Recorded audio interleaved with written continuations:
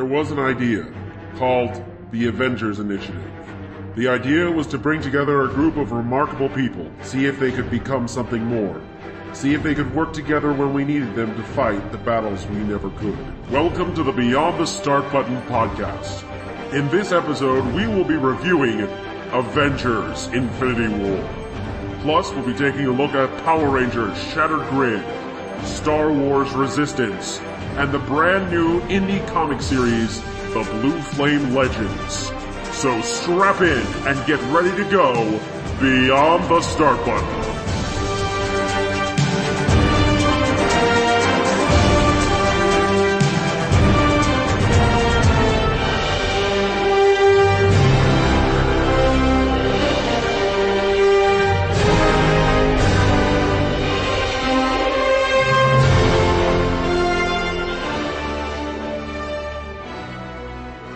Hey, Arcaders, it's Ubernerd 527 here, along with the Bucky to my Captain America. How's that? Yep, I like that. Yeah, That sounds good. This is my Bucky to my Captain America.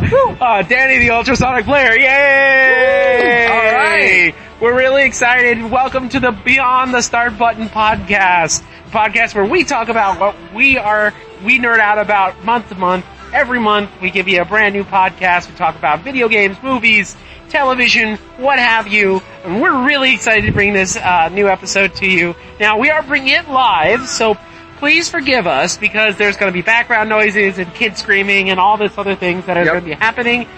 Please forgive us for that because that's going to be happening. But we'll try to take out as much in editing. But we are about to go watch The Infinity War. Yes, the movie that everyone has been waiting for. 10 years in the making. 10 years in the making. But we got a special podcast today. Today, we're going to talk about Marvel and its 10 years and the effect on everything. And then at the end of the podcast today, we are going to talk about the movie itself. We're going to review it. So if you haven't seen it yet, don't worry. We are not going to spoil the movie until the end of the podcast. So, please, if you haven't seen it yet, don't listen to the end of the podcast. Unless you like spoilers, then whatever. Then by all means, just listen away. Right, but of course, we always like to start our podcast off with what we've been really excited about. Now, we don't have too much today because we want to get right into our Marvel stuff. So really quickly, Danny the Ultrasonic Player, what have you been passionate about this month? Oh my gosh, two big things. Okay. Though I think maybe the latter part we can probably both discuss. But the big thing, first off, is as many power for all of you out there who are Power Ranger fans, as you probably already know by now. Well, as you may already know, the morphing grid has been shattered. Now, what exactly am I talking about? Well, basically, it's been a while now, and the big event in the Boom Studios Power Ranger comics has begun, and it is called Shattered Grid. And so there have already been a few issues that have come out, and needless to say, the stakes are already high from the word go, and already there have been some lives lost, so to say the least. I mean, for those of you who haven't already known, there is an alternate version of Tommy Oliver. That's right, the fan favorite of Power Rangers. And apparently in one alternate timeline, he did not turn back to good after he was free from Rita's spell. And so instead he decided to pretty much take over Earth and turn it into his own, totalitarian empire, to say the least. So we're talking about Injustice here. Yeah, pretty much pretty much Power Rangers' version of Injustice. Okay. And it is, and granted, in many of the earlier issues of Power Rangers, our heroes did manage to stop him and everything else, or so we were led to believe. But apparently, times have a lot of stuff has happened since then, and now he's pretty much run amok, and he's pretty much going after all the Power Rangers, starting with basically the Tommies from every single universes. And unfortunately, one of them actually turned out to be the one in our main canon in the comics, not the TV show. So in case you're wondering if the comics do tie in with the TV show, they do not. They are in their own continuity. But unfortunately, spoilers for issues 25 and 26, the Tommy Oliver that we have been following in the main Boom Studios comic has unfortunately been killed and literally stabbed in the back by Draken himself. Oh, wow. So yeah, I mean, and this was the first issue the first part of Shattered Grid. Wow. And unfortunately, but it turns out we also ended up getting another Power Ranger from later on in the future, Time Force, Jen, the pink Time Force Ranger. And not only that, but it turns out she is the only survivor of her team, because it turns out Draken had also gotten to the rest of her teammates as well. So unfortunately, Wes, Katie, Trip, and Lucas, yeah, they unfortunately also bit the big one. And it looks as though those deaths are permanent. Now, in the case of Tommy, unfortunately, as much as I don't want to say it, but based on both issues 25 and 26, it looks as though this death may be permanent. Maybe. Because again, remember, it's comic books, so that doesn't mean too much. Yeah, don't take that with a grain of salt. But unfortunately, they did follow the issue 26. Basically, follows it. It pretty much continues over the course of several days, and much like in the TV show, Tommy's Dragon Shield pretty much gets passed on to Jason. So now, when he morphs into the Red Ranger, now he pretty much has the shield on there by default. But the panels. And again, this is a credit to both Kyle Higgins and the artists that work with him. And I'm sorry that I've forgotten their names, but it's not Henry Praseria. I'm sorry if I'm butchering that name. I don't mean to. But the way they're able to do the panels, and again, you being an artist, you pretty much know what it's like. But the way they're able to do it, you pretty much can feel the emotional punch that our heroes are feeling, particularly Kim and Jason for obvious reasons. Jason being Tommy's best friend, and Kim obviously being Tommy's first serious girlfriend. And, it's something that you can tell is carrying on. And now, that scene, the panel, and again, if you can even look it up, the scene where Jason is getting the Dragon Shield for the first time, someone from Boom Studios basically made a comment that it's no longer just an enhancement. Given what ended up happening to Tommy now, it's now essentially Jason's cross to bear. And it shows in the following panels. And unfortunately, basically things are about to get even worse. So it really, in a way, it's almost kind of like, and I don't want to compare it to the film, and it's almost kind of a little bit like Infinity War, where basically we're gonna lose some people. I mean, now granted, because Shattered Grid is a comic book, who knows if these deaths will be permanent? I don't know. I mean, but I guess only time will tell. But bottom line is that the stakes are getting higher, and there's no telling how much will be lost before the Rangers get to a point where they're able to finally stop Draken. So it's, but in all, it's pretty good. And of course, JDF himself, has, aka Tommy, he has given a stamp of approval. He even did that promo video that Oh yes, it looked really cool. Yeah. I'm kind of wishing that's actually like a permanent thing. I kind of wish that they would, make it, in the Nickelodeon. I don't know. Yeah, I mean, I always feel that maybe it may be time for the TV show itself to be retooled. Now, granted, it doesn't mean it has to go full Christopher Nolan adults only type thing, because I think if you look at shows like Avatar: The Last Airbender and Legend of Korra, both of which were Nickelodeon shows, ironically, and even the new current Voltron show on Netflix, I feel that kind of vibe would work for Power Rangers very well, just in terms of storytelling, world building, character developments, and everything else. And speaking of which, I think a Power Rangers series on Netflix, and maybe even do it animated, would work, because for one thing, you can do the action, you can do all these things, and it would appeal to both kids up to adults. Where kids can watch it and enjoy it, adults can watch it and enjoy it. Very much like Voltron. Exactly. Something like that. Okay, yeah, exactly. Cool. So that's what's really got me going. All right. Well, the next thing is something that surprised both of us when I was shocked. I mean, to be honest, I knew this was coming. I just didn't know when they were going to announce it. And like a fellow Star Wars fan of mine said, I wasn't really thinking that this was going to come out until 2019. I thought we were actually going to get a lull between Solo and Episode 9. Disney XD announced that they are going to have a brand new Star Wars series starting this year. That's right. And it is headed by our own Dave Filoni, Yep. so I'm very excited about that. And this one is going to be called Star Wars Resistance. And if you couldn't already tell, this is going to be taking place in the sequel trilogy prior to Force Awakens. So I'm very excited about this. It's going to have a brand new original character as our main, but they said that BB-8 will be joining, as well as we're going to be seeing characters like Poe Dameron and Captain Phasma pop up, and voiced by their actual live-action counterparts. Woo! So yeah, that's going to be awesome. I'm very excited about this. Now, one of the key, they didn't really tell us too much. Now, we know this takes place before Force Awakens. We are both in agreement that this will probably take place after the Bloodline book. So if you haven't read the books, Bloodline is a very, very important book to the Star Wars sequel trilogy canon. Yes. I figure it's taking place probably after that book, so that book takes place 6 years before Force Awakens. Yes. So, it's going to be really cool. This guy's a pilot. The main character's going to be a pilot, and he's going to be flying missions for the Resistance. Yeah. Where they're trying to find out who these First Order guys are and what they're up to and what's going on with them. So this is going to be really, really cool. I'm very excited about it. Now, the one thing that was really surprising about this was that this was going to be taking a very anime-inspired look. Yeah. Now, from the one image we've been given, we're not sure if this is going to be hand-drawn or computer animated like the other two series have been. Yeah. I'm actually kind of hoping this is going to be hand-drawn and very anime-inspired.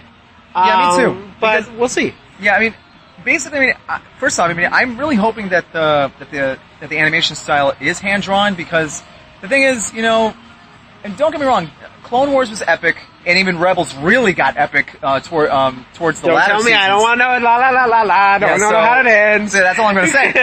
But the thing is that I think, just to kind of switch it up, but not too much, I think a hand-drawn feel, especially an anime-inspired feel, would really be good. Plus, it would really kind of give a little bit of an animation throwback, because just like how the Star Wars movies, particularly the classic trilogy, is very much a throwback to, classic, Hollywood, 1930s and 40s, the animation style would be perfect for that, because, I don't know, for those of you who were old enough to remember, there was this thing called Japan, well, before it was called anime, the other nickname for animated series that came over from Japan, directly from Japan, was called Japanimation. And you had shows like Robotech, even though, over there they had called it Macross and whatnot. Those were done, obviously during the 80s. But I gotta tell you, there was something about some of the animation styles that they did that kind of made it I don't know what you could call it, sharp, or at least, I guess, kind of like, it was very distinct than what we were exposed to as kids to, quote unquote, to Western animation. And especially during the action scenes, like, when the action really kicked into high gear, the anime style really really showed. Right. And of course, nowhere is this more prevalent than in shows like Dragon Ball Z. Right. But also, if you really think about it, if it has an anime look, and it's a hand-drawn anime look, it's going to be a lot better. It's going to also set it apart from the other two series, because the other two were, each series had a distinct look. They really did. Clone Wars had a more, I want to say, Thunderbirds kind of look to it, whereas Rebels had a very Ralph McQuarrie look to it. Yeah. They really went back to Ralph McQuarrie and his designs for Star Wars, and they really gave it that look.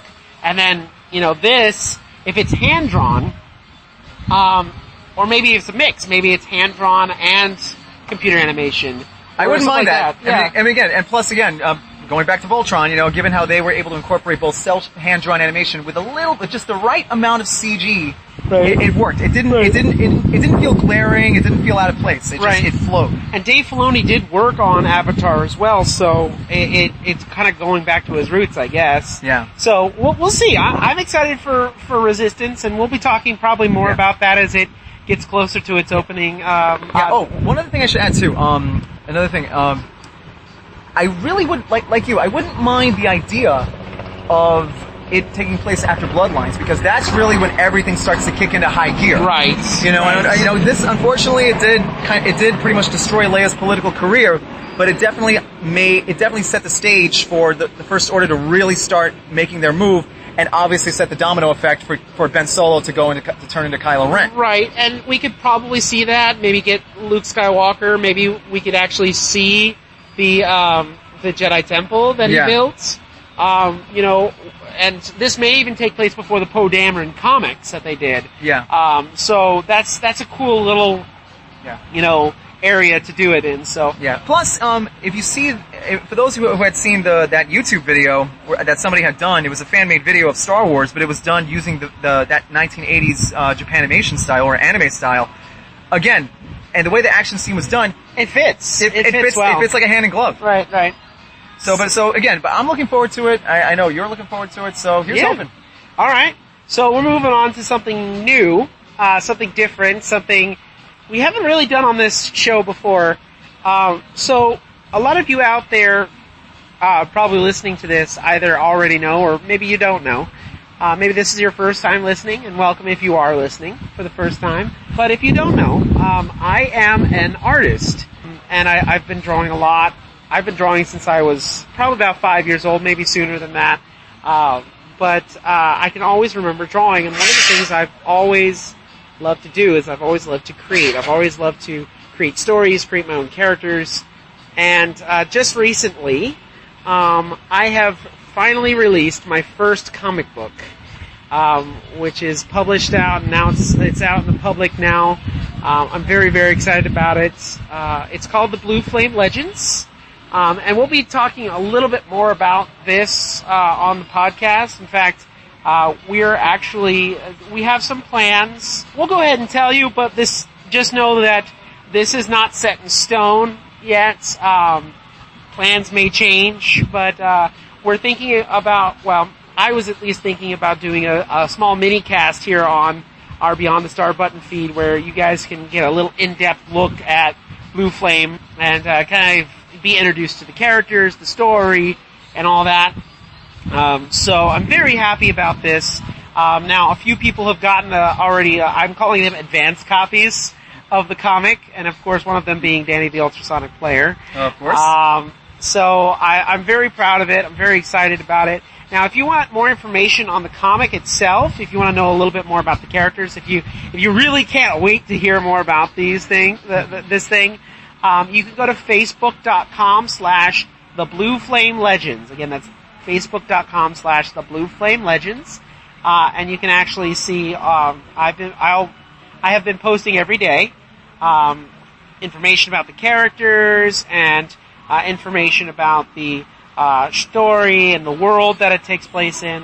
And like I said, hopefully we'll be adding to our podcast here and give you a little bit more information about it, as we go along.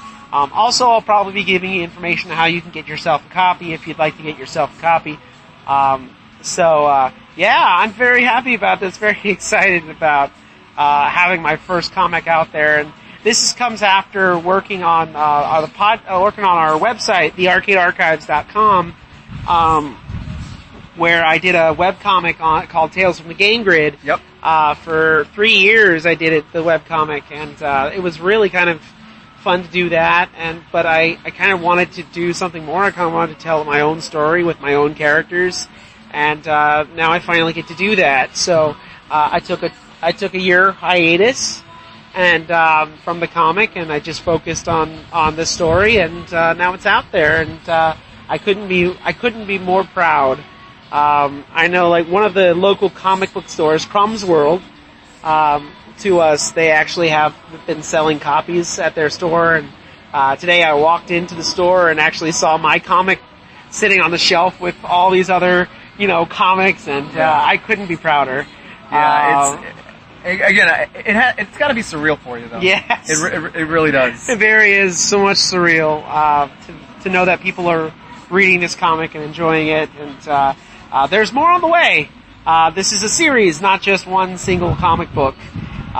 So I'm just giving people a taste of what's in store. Yeah, again, go to facebook.com/theblueflamelegends, and you guys can check out more information about it, okay?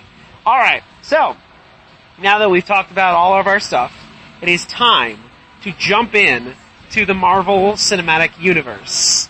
Alright, so Danny, I want you've been so excited to bring this to the podcast. Yes. I'm going to let you helm this now, so take it away. Well, alright, so to start off, as everybody now knows, what we're about to see is something that is 10 years in the making. But more than that, it is something that I don't think any of us ever thought would happen. It was something that I'm sure all of us, in some way, shape, or form, had dreamt about and always wished for, but we never really thought it would ever really happen, and especially to this degree. I mean, yeah, sure. I mean, outside of the comics, the only other medium where we saw like team-ups of an epic magnitude were in animation, and that was it. And of course, granted, I mean, because of the nature of animation, you could do that, but to do it in live action, and not just that, not just to do it in live action, and not just to make it believable, but to be able to weave several storylines within a much bigger storyline, and then have them all combine and connect in such an organic way that when you reach the zenith, all of a sudden everything comes together, the picture becomes clearer, and you just find yourself just like being frozen, and you're not even sure whether to just pass out from just sheer delight of what you're seeing, or just allow yourself to just be frozen in carbonite forever because what you're seeing is so epic. This is basically what Avengers Infinity War is, and what all the films, starting from 2008's Iron Man to now, have been leading up to.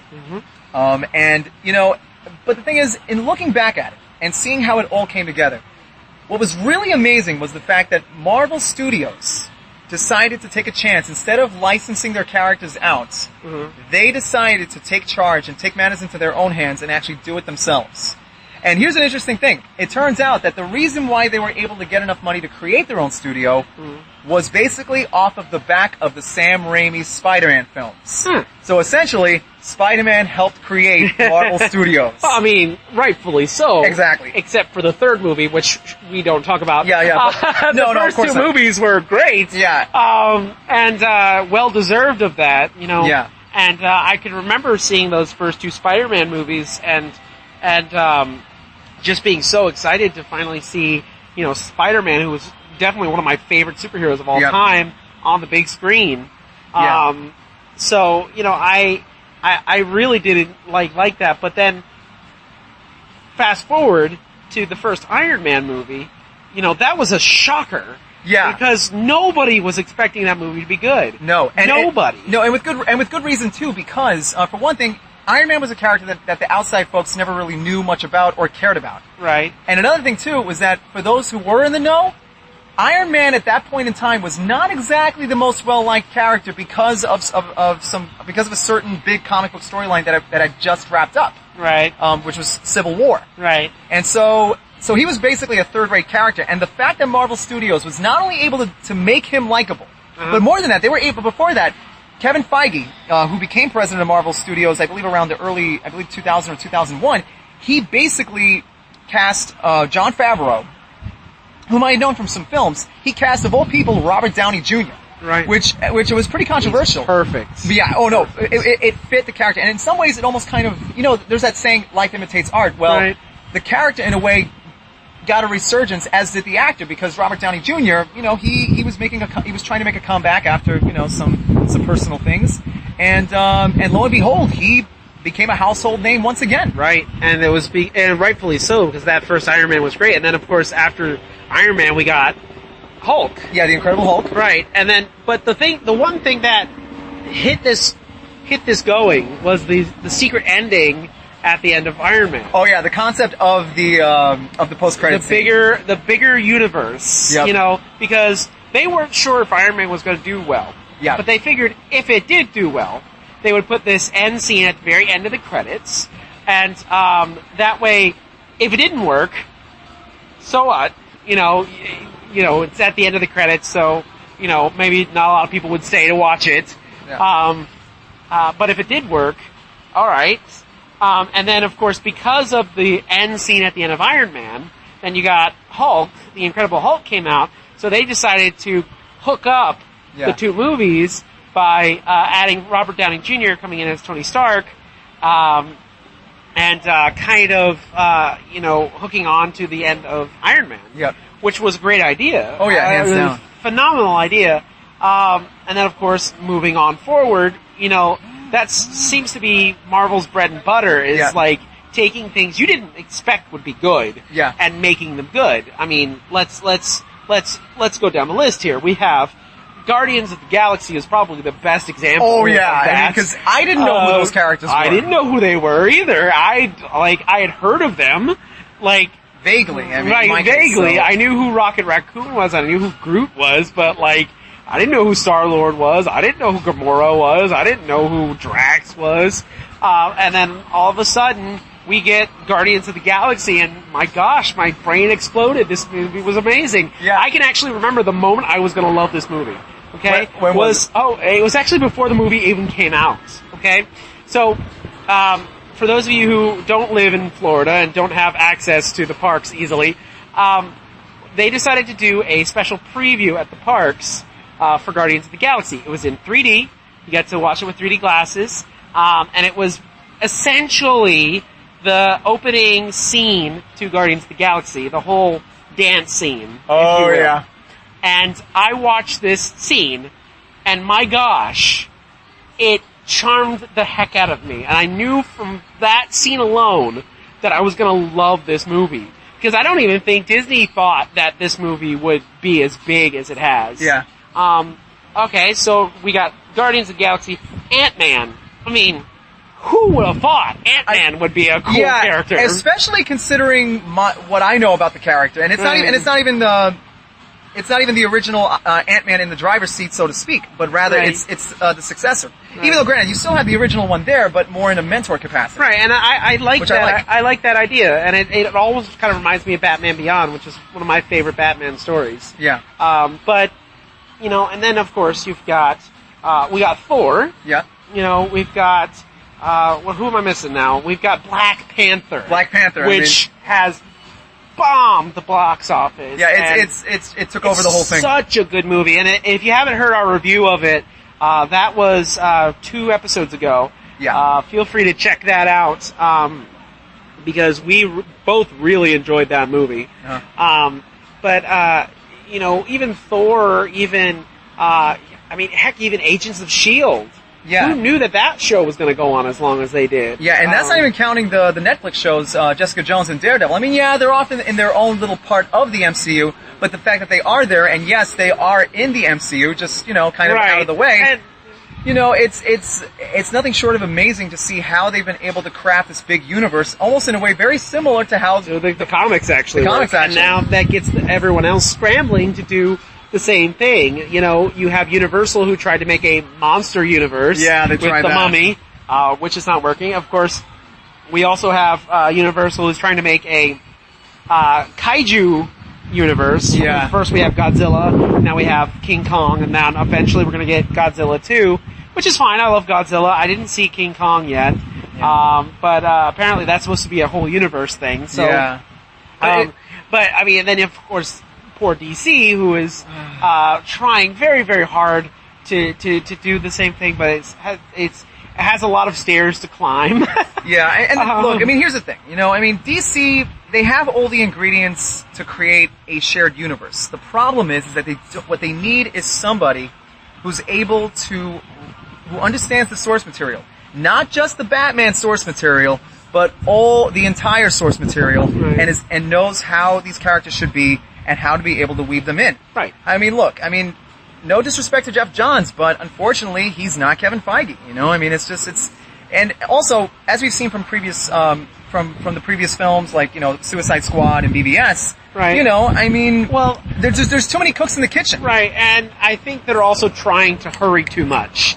I think what they should do is slow down, like Wonder Woman. An amazing movie. Oh yeah, it's great. Epic. It's an epic very film. Good origin story film, and it shows that they could actually do it. Yeah. And I think the other part is that DC is trying too much to be like Marvel, or being too dark. Yeah. They have this edge that they're they either go to one side or the other. It's either too edgy, too dark, or too Marvel. They're trying to be too much like Marvel. Yeah.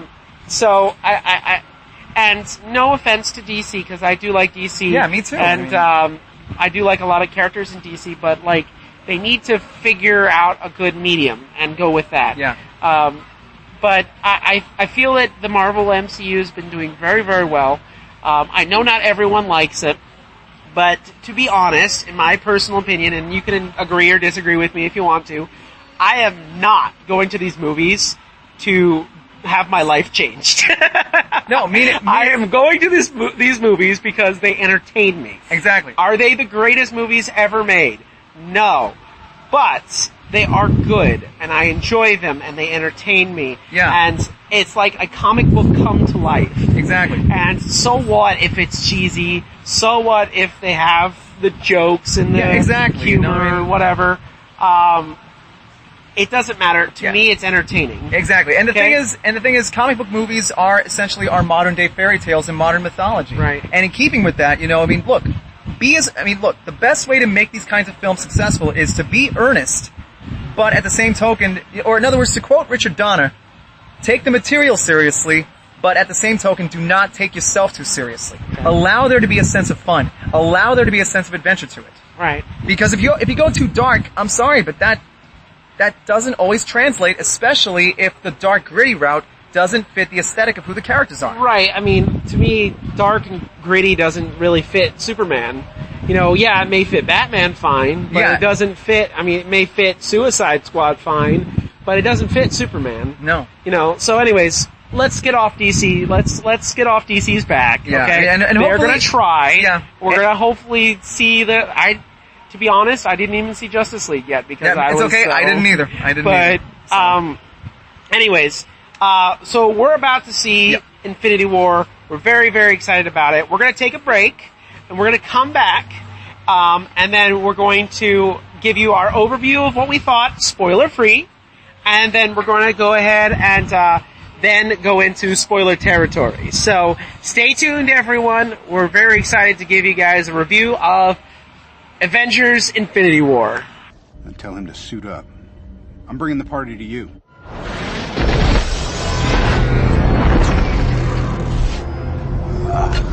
I don't see how that's a party.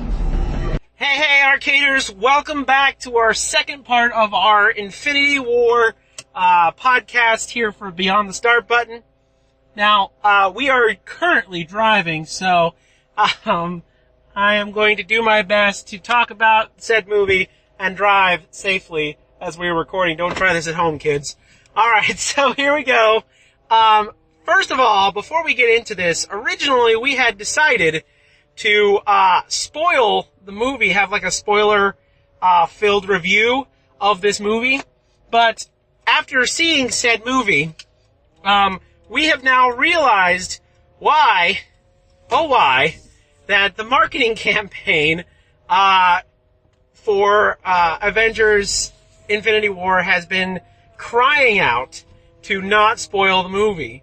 And we know now why after seeing the movie. So both me and Danny the Ultrasonic Player, have decided to follow the hashtag because Thanos demands our silence. Indeed. Therefore, who would say no to Thanos? So we until later on. Right. Well, right now we're not going to say no to Thanos because we do not have any Infinity Stones, nor do we have superpowers. So we're going to keep this completely spoiler-free review of Infinity War. First of all, let's just take an overview of the movie. I love the movie. and that would be an understatement because this movie is just wow. It was so good and had so much character development, and unlike my biggest gripe with Guardians of the Galaxy Volume 2 was it had a hard time juggling all the characters. But this movie showed that you can juggle multiple characters and you care about each and every single one of them, and I thought that was really cool. The CG was amazing. Probably some of the best CG I've ever seen. To me, I don't know about you, what you thought, but to me, Thanos looked amazing. Yeah, he looked menacing. He looked like somebody that you do not want to run into in a dark alley anywhere. Right, and he looked very real, like he was there, like this guy was actually on set. recording with it, doing everything. Not only him, but a lot of the other characters that were CG in the movie were great. Of course, obviously, Rocket coming back and Groot. We already know they're CG characters, so that's not spoiling anything. But everything was like, this movie took everything that we've been enjoying for 10 years and amped it up to the 10th degree, maybe the 11th. We have to go up to 11. Yeah, so, because, and honestly, after exiting the theater, I'm just like, I am emotionally just drained in the best way possible. Right. Because this movie, there's too many words, and I just don't know how to articulate just what this film did. I really can't. I mean, what they managed to pull off. Oh, this is a movie you have to see more than once. Like, you have to see it. There is so much going on, but it's not overload. It's not overload, but not at all. I feel that to get a full extent of what's going on, you have to see it multiple times to see it kind of, now that you know. It's kind of like what I liked about Last Jedi was the first time I saw it, there was so much going on that I had a hard time following it. But after seeing it multiple times, I enjoyed it more because I knew it was going to happen. So it didn't spoil anything for me. And I could then see it from a different perspective and notice things and stuff like that. But unlike Last Jedi, the only reason I want to see this again is because I really want to go back and see all the parts that maybe I missed, because we were at a 3-story tall theater. Yes. And we saw it on the big screen, but we were right in front of that screen. And it's very difficult for me to like see everything that's going on. So, I mean, granted, fortunately, the chairs we were on were able to recline to an extent. Oh yeah, and they were comfortable chairs. Yeah. So, but I love this movie so much, and there's so much to talk about. But like I said, I really want our audience, if you're listening to this right now, I really want you guys out there to experience this movie without knowing what's gonna go on. Because I truly believe that is the best way to experience that. Now, maybe later on we'll come back and talk a little bit more about it, maybe in a future podcast. Maybe when it comes out on DVD or something like that. Maybe when it comes out, for release. What do you think? Yeah, that sounds like a plan. Yeah. But for right now, man, it is such a good movie. Everybody shines in that movie. Not even the minor characters who showed up, and I won't tell you exactly who, but even the minor characters that showed up had moments of awesomeness. One of the biggest gripes I hear about the MCU movies is there's a lot of jokes, and there's too many jokes in the movie. I know, it's like, really? And I believe this movie actually dialed down the jokes a little bit. Yes, they had their moments, but I think it dialed down the jokes, and I think that was on purpose, because this is a very different Avengers movie than we've seen previously. Yeah. And again, that's not spoiling anything. Yeah, I mean, you pretty much have essentially, a despot who's looking to basically, get what he wants, and he doesn't care who he has to step on, literally and figuratively sometimes, to get to accomplish it. Right. And so again, the stakes are high. But what I like about the film, and this is again a hallmark of what the best MCU films do, is that they're able to keep everything on an even keel. It's not, the stakes are high, and you definitely feel for the characters, but they're still able to balance it out in just the right way to where you're still able to get caught up in the adventure, because that's what these films are. Right. And I will warn you, if you have not watched any of the Marvel movies for 10 years, first of all, how dare you? Second of all, just turn in your geek now. Turn in your geek card now. Really, because you do not. But if you haven't seen it, you're not going to get it. So you need to go back and watch it. I know there's several websites like IGN that talked about the essential movies that lead up to Infinity War. So check those out. Go to IGN. I know that's one of them that has like the essential movies you need to watch. I think the first one, I believe, is Captain America: First Avenger. Yes. And then going all the way up to Black Panther. So definitely not a movie you want to jump into.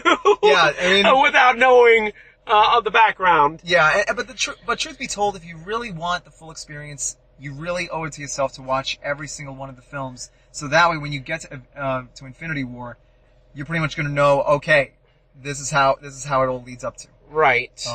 So again, go for the essentials, but again, for the full experience, watch every single one of them. Or get them all, if you have a way, whether it be on iTunes, Blu-ray, the whole night, all that good jazz. Awesome. But yeah, I think we're going to end it pretty much here. Before we go, without spoiling anything, who was your favorite character in the movie? Oh my gosh, that is a tough one because there's so many to count. I mean, that's what's great about this film. There's so many good, excellent character moments in this movie that, quite frankly, it really is kind of a lot like being asked, okay, who's your favorite kid? Right, who's your favorite kid? You know what? I personally, I really liked, my top 5, I guess, would be obviously Captain America. Mm-hmm. Everyone loves Cap. Oh, yeah. Iron Man. Spider-Man. Oh, yeah. Tom Holland did an amazing job, yes. As always. I can't wait to see him in more Spidey movies. Yes. And then I also really like Doctor Strange. Yeah. I really like Doctor Strange. The movie was not my favorite. It was alright, but it wasn't my favorite movie. But Benedict Cumberbatch did a great job of playing Doctor Strange, but the thing is, after I watched the movie, I was kind of like, okay, he's a cool, I guess. Yeah.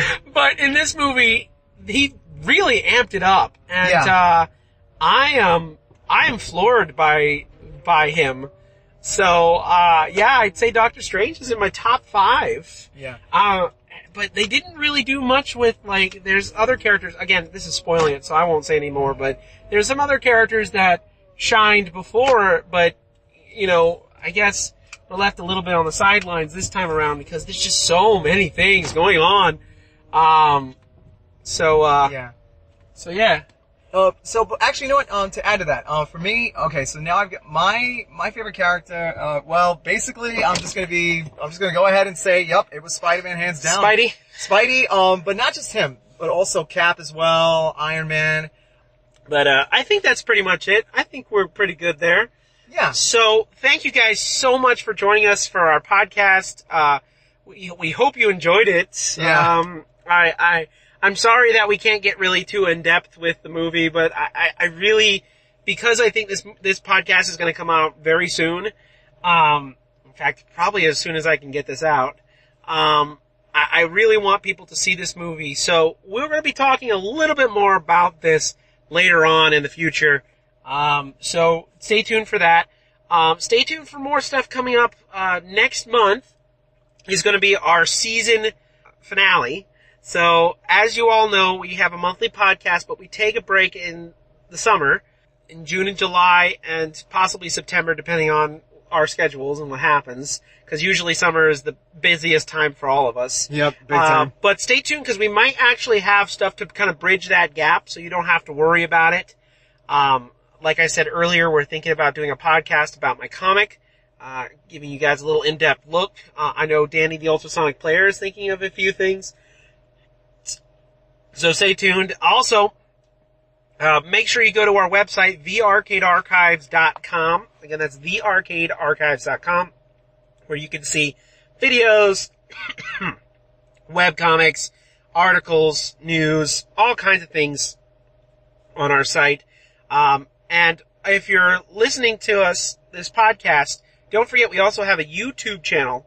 If you go to youtube.com and find Beyond the Start Button, you can find us there. Feel free to comment if you are listening to us on YouTube, iTunes, on the site, wherever you're listening to us. Please let us know how we're doing, and if we can do anything better, let us know. And if you want to find me, you can go to Instagram at Ubernerd527. That's UBERNERD 527. And that's both on Instagram, Twitter. And you could also go to learn more about my comic at Facebook.com/TheBlueFlameLegends. Again, Facebook.com/TheBlueFlameLegends. Danny, the Ultrasonic Player, take it away. All right. So, and of course, you can always follow me on Instagram and under the pen name Ultrasonic9. And of course, you can find me also on fanfiction.net under the pen name Ultrasonic. And of course, if you want to follow me on Twitter, I am there under the pen name at UltraSNCPLYR9. And yeah, so you can just follow me in any of those ways and check out what I'm working on. Awesome. So thank you so much again for listening to us for the Beyond the Start Button podcast. We'll see you next month for a brand new episode. And, Danny, take it away. So, of course, as always, keep playing with power because there are no limits. Not everyone. Hey, Arcaders, it's Ray Gunn here, founder of the Arcade Archives Network. Thank you so much for listening to our Beyond the Start Button podcast. If you like this and you'd like to see or hear more, please head over to our website, thearcadearchives.com, where we have reviews, articles, and webcomics dedicated to both nerd culture and nostalgia. If you like this podcast and you'd like to support it, there are several things you can do. If you're listening to us on your favorite podcatcher like iTunes, Google Play, or etc., please review us. Reviews help others find us and find our podcast. If you're listening on the site or you're listening to us on the Beyond the Start Button YouTube channel, please don't forget to like and comment below to interact with us. But regardless of why you're listening to us, please make sure to share this podcast with your friends on your favorite social media platform. We work very hard every month to give you this great show. We want to share it with everyone out there. So thanks again for listening. And keep playing like it's 1981. I'll talk at you later. Bye now.